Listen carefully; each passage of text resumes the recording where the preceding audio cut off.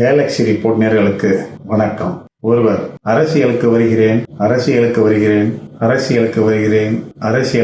என்று அவ்வப்போது கிணற்றுக்குள்ளிருந்து கூவுகின்ற தவளை போல கூவிக்கொண்டிருந்து ஆங்காங்கே ஒரு சிலரை சந்தித்து, அதாவது கட்சி தலைவர்களை சந்தித்து, தனக்கும் அரசியலில் ஆர்வம் உள்ளது போல நடித்துக் கொண்டு மக்களை ஏமாற்றும் விதமாக தெரிந்து கொண்டிருக்கிறார்.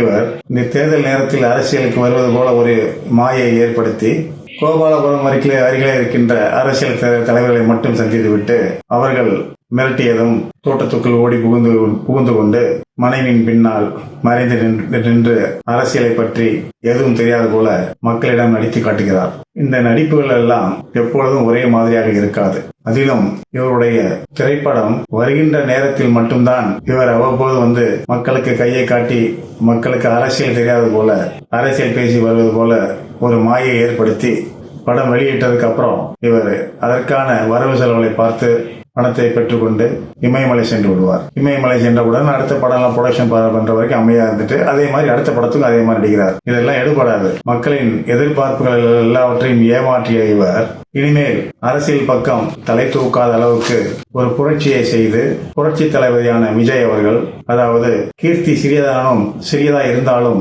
மூர்த்தி பெரியது என்பது போல இவர் மிகுந்த ஆர்வத்துடன் அரசியலில் ஈடுபட்டு வருகின்ற வருவாயை கூட தேவையில்லை என்று உதறிவிட்டு அரசியலுக்கு ஏகோபித்த வெற்றியும் பெற்று அரசு அமைத்து தமிழ்நாட்டிற்கு ஒரு சிறந்த முதல்வராக உருவாகி கொண்டு வருகிறார். இதை பார்த்து ஜீரணிக்க முடியாதவர் தான் அவ்வப்போது அங்கங்கே கிணற்று தவளை போல கூறிக்கொண்டிருக்கிறார். இதெல்லாம் அவரே புரிந்து கொள்வார், அவரே ஒதுங்கிக் கொள்வார் என்பது நாம் அனைவருக்கும் தெரியும்.